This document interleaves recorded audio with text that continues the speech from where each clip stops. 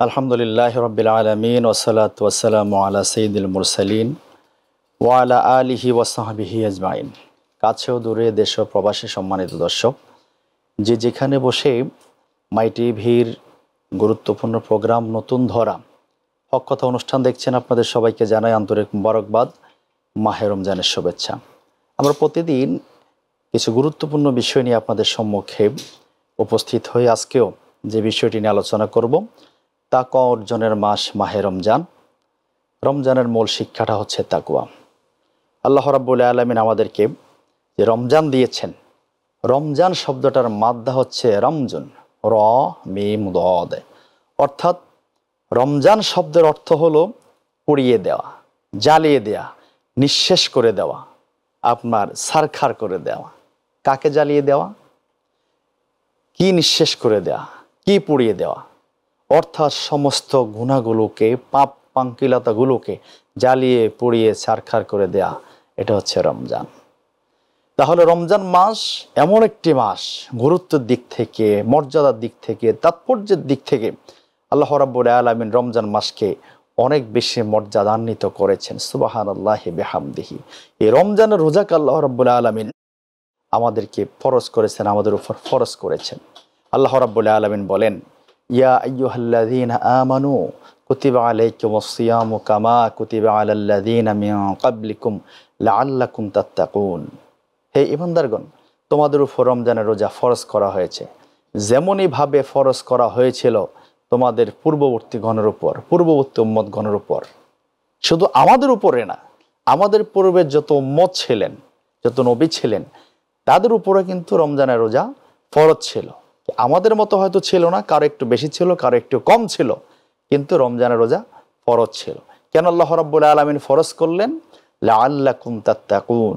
এই রমজানের রোজা পালন করার মাধ্যমে হয়তোবা সম্ভবত তোমরা তাকওয়া অর্জন করতে পারবে, মুত্তাকি হতে পারবে। সুবহানাল্লাহি বিহামদিহি। তাহলে এই তাকওয়া অর্জনের মূল লক্ষ্য হচ্ছে রমজানের রোজা রাখা। তাকওয়াটা কি? তাকওয়া কাকে বলে? এই তাকওয়াবান হওয়ার জন্য যে আল্লাহ আমাদের উপর রমজানের রোজা ফরজ করেছেন, এই মুত্তাকি হওয়ার জন্য যে আল্লাহ রাব্বুল আলামিন আমাদের জন্য রমজানের রোজা ফরজ করেছেন। তাকওয়াটা হল এমন একটি বিষয়, এমন একটি ইবাদত, যে তাকওয়া যদি না থাকে কোনো ইবাদত কবুল হবে না।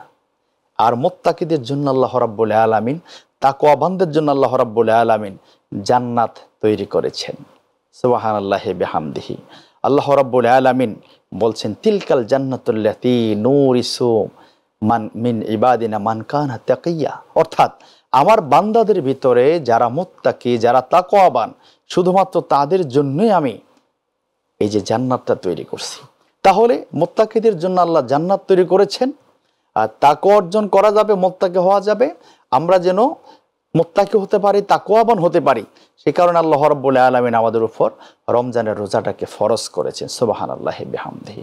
রমজান মাসটা হচ্ছে এমন একটি মাস, self analysis and self restraint, আত্মশুদ্ধির, আত্মসমালোচনার, আত্মসংযমের মাস হচ্ছে পবিত্র মাহে রমজান। ট্রেনিংয়ের মাস, প্রশিক্ষণের মাস। একটি মাস প্রশিক্ষণ নিয়ে যেন আমরা গোটা 11টি মাস আমরা অতিবাহিত করতে পারি। এই কারণে রমজান মাসটা হচ্ছে ট্রেনিংয়ের মাস। কিসের ট্রেনিংয়ের রমজান মাস? ধৈর্যের ট্রেনিংয়ের মাস, সালাত আদায়ের ট্রেনিংয়ের মাস, কোরআন তেলাওয়াতের প্রশিক্ষণের মাস হচ্ছে পবিত্র মাহে রমজান। তাহলে আমরা সকল কিছু প্রশিক্ষণ রমজানে নিয়ে, এক মাস প্রশিক্ষণ নিয়ে, এক মাসে ট্রেনিং করে আমরা বাকি 11টি মাস আমরা পরিচালনা করব। তাহলে মূল উদ্দেশ্য হলো তাকওয়া অর্জন করা। তাকওয়াটা কি? তাকওয়া কাকে বলে? ডেফিনেশন কি? তাকওয়া শব্দটার মাধ্যম হচ্ছে ওয়াও কাফিয়া, ওয়াকিউন, বেকায়াতুন, বেঁচে থাকা, নিজেকে বাঁচিয়ে রাখা, সেভ, ডিফেন্স। এটা হচ্ছে তাকওয়ার শাব্দিক অর্থ। তাকওয়ার পারিভাষিক সংজ্ঞা প্রদান করতে গিয়ে উলামায়ে কেরাম বলছেন, ওয়াল ইমতিসালু বি আওয়ামিরিল্লাহি আযজা ওয়া জাল্লা ওয়াল ইসতিনাবু আন নাওয়াহিহি। অর্থাৎ আল্লাহ রাব্বুল আলামিন যা কিছু আমাদের জন্য জায়েজ করেছেন, বৈধ করেছেন, হালাল করেছেন, অর্থাৎ আল্লাহ রাব্বুল আলামিন যা কিছু আদেশ করেছেন সেগুলো পালন করা, আর যা কিছু নিষেধ করেছেন তা থেকে নিজেকে বিরত রাখার নাম হচ্ছে তাকওয়া। তাহলে আল্লাহ যেটা আমাদের জন্য নির্দেশ দিয়েছেন সেটা করব, যা তিনি নিষেধ করেছেন তা থেকে বিরত থাকতে হবে। এটা হচ্ছে তাকওয়া। তাকওয়ার বিভিন্ন স্তর আছে। তাকওয়ার বিভিন্ন শিক্ষা আছে। আল্লাহ রাব্বুল আলামিন তাকওয়ার গুণে গুণান্বিত হওয়ার জন্য তিনি নির্দেশ দিচ্ছেন। আল্লাহ রাব্বুল আলামিন বলছেন, ইয়া আইয়ুহাল্লাযীনা আমানুত্তাকুল্লাহ হাক্কা তুকাতিহি ওয়া লা তামুতুন্না ইল্লা ওয়া আনতুম মুসলিমুন। হে ঈমানদারগণ, ঈমানদারদেরকে বলছেন, তোমরা মুত্তাকি হওয়া ব্যতীত, আল্লাহকে ভয় করা ব্যতীত, ভয় করার মতো ভয় করো। ইয়া আইয়ুহাল্লাযীনা আমানুত্তাকুল্লাহ, হে ঈমানদারগণ, তোমরা আল্লাহকে ভয় করো। হাক্কা তুকাতিহি, যেমনইভাবে ভয় করা দরকার, যেমনইভাবে ভয় করা উচিত, অর্থাৎ তেমনইভাবে তোমরা ভয় করো। ওয়ালা তামুতুন্না ইল্লা ওয়া আনতুম মুসলিমুন, আর মুসলমান হওয়া ব্যতীত তোমরা মৃত্যুবরণ করিও না। অর্থাৎ তাকওয়াবানদেরকে, এই ঈমানদারদেরকে বলছেন, মুমিনদেরকে বলছেন মুসলিম হয়ে মৃত্যুবরণ করার জন্য। তাহলে শুধু ঈমান আনলেই হবে না, আমাদেরকে মুসলিম হতে হবে, খাঁটি মুমিন এবং মুসলিম হয়ে ইন্তেকাল করতে হবে, আল্লাহকে ভয় করতে হবে। আল্লাহ রাব্বুল আলামিনের নির্দেশ। তেমনিভাবে আমরা তাকে অর্জন করার জন্য আল্লাহ রাব্বুল আলামিন আরও যেই নির্দেশনাগুলো দিয়েছেন সেগুলো থেকে আমরা আরও জানব তাকওয়াটা আরও কীরকম হতে পারে। সাহাবায়ে কেরামের মধ্যে তাকওয়ার যে জ্বলন্ত নমুনা ছিল, আমরা সাহাবাদের জীবনী যদি আমরা দেখি তাহলে ওখান থেকে আমরা জানতে পারব।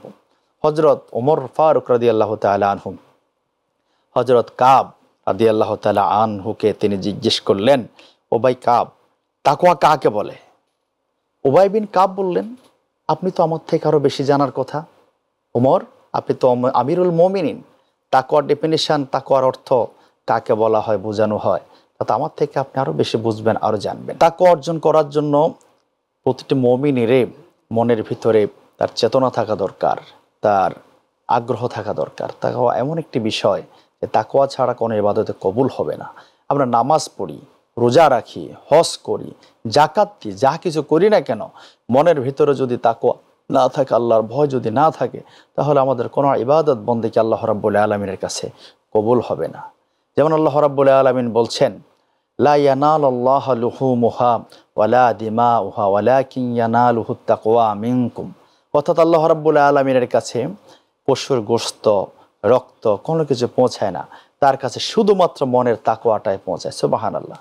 তাহলে আল্লাহ রাব্বুল আলামিনের কাছে আমাদের তাকওয়াটা শুধু পৌঁছাবে, তার কাছে আর কোনো কিছুই পৌঁছাবে না। আল্লাহর কাছে শুধু তাকওয়া যাবে। আমরা হজ করি, রোজা রাখি, নামাজ পড়ি, যা কিছু করি না কেন, যদি ভয় যদি আল্লাহর না থাকে, উদ্দেশ্য যদি আল্লাহর ভয় যদি না থাকে, আল্লাহর সন্তুষ্ট যদি না থাকে, তাহলে কোনো কিছুই আমার কাছে, আল্লাহর কাছে পৌঁছাবে না। তাহলে সব কিছুর মূলে থাকতে হবে তাকওয়া। একজন লোক যদি নামাজ পড়েন, তিনি যদি মনে করেন যে আমি নামাজ পড়ে মানুষ আমাকে নামাজি বলবে, মানুষ আমাকে নামাজি মানুষ বলবে, এ কারণে আমি নামাজ পড়ি, তাহলে এখানে তার তাকওয়া থাকলো না। ওটা দিয়ে তার নামাজি পড়া হবে আর মানুষে তাকে নামাজি বলবে, এতটুকু শেষ। আল্লাহর কাছে তার সন্তুষ্টি পাওয়া যাবে না। কোন মানুষ যদি মনে করে যে না, আমি হজ করে মানুষ আমাকে হাজী সাহেব বলবেন, এই কারণে যদি এ নিয়তে যদি তিনি যদি হজ করেন, তাহলে আল্লাহ রাব্বুল আলামিনের কাছে তার পাওয়া কোনো কিছু থাকলো না। তিনি হাজী সাহেব এতটুকুই তার ফায়দা তিনি পেলেন, এত টাকা নষ্ট করে, খরচ করে, তারপর হচ্ছে এত কষ্ট করে তিনি হজ করলেন, মক্কা মদিনা গেলেন, জিয়ারা করলেন, লক্ষ টাকা খরচ করলেন, কিন্তু তার কোনো ফায়দা হলো না। ফায়দা এতটুকুই, তিনি হাজী সাহেব হলেন, কিন্তু আল্লাহর কাছে তার এই যে আমলটা পৌঁছাবে না তাকওয়া না থাকার কারণে। তাহলে হজ করক, রোজা রাখক, তাহাজ্জুদ পড়ক, সালাত করক, দান সদকা করক, যত কিছুকে আমরা করি না কেন, মনের ভিতরে যদি আপনার তাকওয়া যদি না থাকে, তাহলে আল্লাহ রাব্বুল আলামিনের কাছে কোনো কিছু পৌঁছাবে না। তাহলে তাকওয়াটা হচ্ছে আপনার ইবাদতের মূল। ইবাদতের মূল হচ্ছে তাকওয়া। এই তাকওয়াটা আমাদের লাগবে অবশ্যই, কারণ আল্লাহ রাব্বুল আলামিন আমাদের কলব দেখবেন, আমাদের মনটা দেখবেন। যেমন আল্লাহ রাব্বুল আলামিন তিনি যে মন দেখবেন, রাসূল সাল্লাল্লাহু আলাইহি ওয়াসাল্লাম বলছেন, ইন্নাল্লাহা লা ইয়ানজুরু ইলা আজসামিকুম ওয়ালা ইলা সুওয়ারিকুম ওয়ালাকিন ইয়ানজুরু ইলা কুলুবিকুম ওয়া আমালিকুম। আল্লাহ রাব্বুল আলামিন রোজ হাসরের মাঠে বান্দার পোশাক পরিচ্ছদ, চেহারা সুরত, তার শরীরে কিছুই তাকাবেন না, কিছুই দেখবেন না। তিনি শুধুমাত্র কলব এবং আমলটা দেখবেন, কি আমল করলো বান্দা এবং কলবটা কি হচ্ছে, তিনি এটাই শুধু দেখবেন। তাহলে বান্দার কলব ছাড়া, আমল ছাড়া তিনি আর কিছু দেখবেন না। তাহলে আমাদের কি অবশ্যই তাকওয়ার গুণে গুণান্বিত হতে হবে।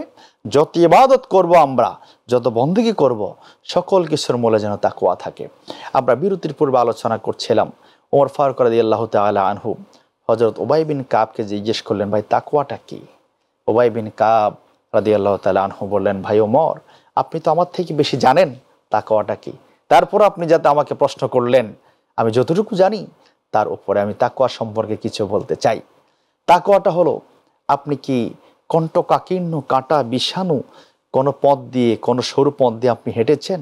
নিচেও কাঁটা বিছানো আছে, চতুর্দিকে কাঁটা ছড়ানো আছে? ওমর রাদিয়াল্লাহু তাআলা আনহু বললেন, হ্যাঁ আমি হেঁটেছি। তো তাহলে আপনি কিভাবে হেঁটেছেন, কিভাবে আপনি গেলেন?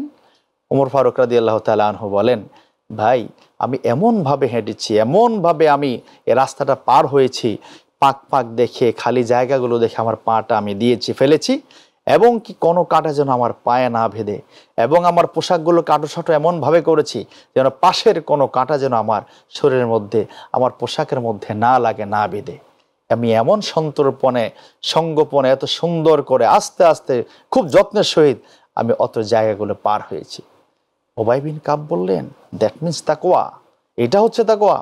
এই পৃথিবীর ভিতরে পাপ পঙ্কিলতার, বেদাতের, শিরিকের, পাপের, জুলুমের কাঁটা বিছানো আছে, অশ্লীলতার, অশালীনতার কাঁটা ছড়িয়ে ছিটিয়ে আছে।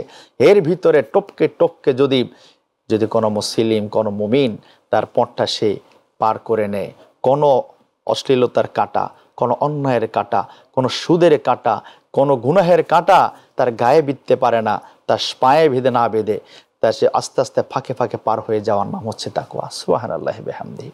তাহলে আমাদের এই সমাজে, আমাদের এই বাস্তবতাতে, আমাদের এই সমাজ ব্যবস্থার মধ্যে সুদ থাকবে, ঘুষ থাকবে, রাহাজানি থাকবে, জেনা থাকবে, ব্যভিচার থাকবে, অশ্লীলতা থাকবে, অশালীনতা থাকবে, আপনার সমস্ত প্রকার পাপে জড়ানোর মতো, সকল অপকর্ম করার মতো সকল ব্যবস্থা থাকবে।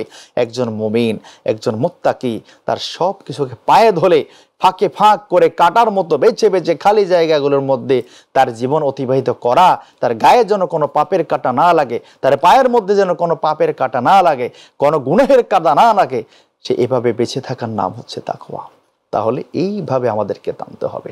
তাকওয়া মানে হচ্ছে আল্লাহ রাব্বুল আলামিন যা আদেশ করেছেন তা করা, যা নিষেধ করেছেন তা থেকে বিরত থাকা। এখন শুধু আদেশগুলোকে আমরা পালন করব খুব কষ্ট করে, খুব কষ্ট করে। আল্লাহ আদেশ করেছেন, সেগুলো কষ্ট লাগতেছে, কেমনে পালন করব? আল্লাহ বলেছেন না করেও তো পারি না, এভাবে না। আল্লাহ নিষেধ করেছেন, এগুলো বাদ না দিয়ে তো পারি না, এভাবে না। এত ঠেকায় পরে পালন করা যাবে না। যারা মুত্তাকি তিনি পালন করতে হবে, তিনি করবেন হচ্ছে আল্লাহর সন্তুষ্টির জন্য। আমার আল্লাহ এই কাজগুলো করার জন্য আদেশ করেছেন, আমি খুশি মনে সন্তুষ্ট চিত্তে আল্লাহর সন্তুষ্টির জন্য আমি এগুলা করি। আল্লাহ নিষেধ করেছেন, আমি হারাম ছেড়ে দেব, অশালীনতা ছেড়ে দেব, সুদ ছেড়ে দেব, ঘুষ ছেড়ে দেব। কেন ছেড়ে দেব? আমার আল্লাহ এগুলো হারাম করেছেন, এগুলো আমি ছেড়ে দেব। খুশি মনে, সন্তর্পণে এগুলা তুমি ছেড়ে দিবেন আল্লাহ রাজামন্দি হাসিল করার জন্য। কোনো কষ্ট করে নয়, কোনো কষ্ট করে নয়, মনের কি বলে যে আপনার বৈপরীত্যের কারণে নয়, তার খুব কষ্ট হচ্ছে ছেড়ে দিতে, এরকম না। তাহলে তাকওয়া মানে হলো আল্লাহ যা কিছু করেছেন, যা বলেছেন তা পালন করা, যা নিষেধ করেছেন তা থেকে বিরত থাকা।